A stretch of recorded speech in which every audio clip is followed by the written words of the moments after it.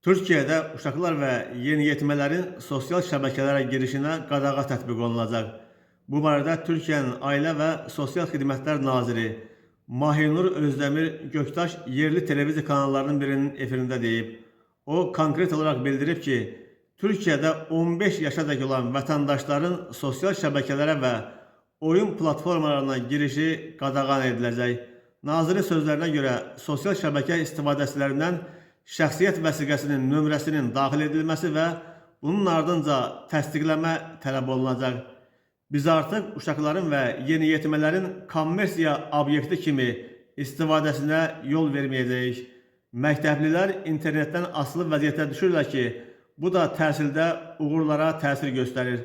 Sosial şəbəkələr çox vaxt uşaqları stres vəziyyətinə salır deyə nazir qeyd edib. O əlavə edib ki, yenilik 2026-cı ilin yanvar ayının sonundan tətbiq olunacaq.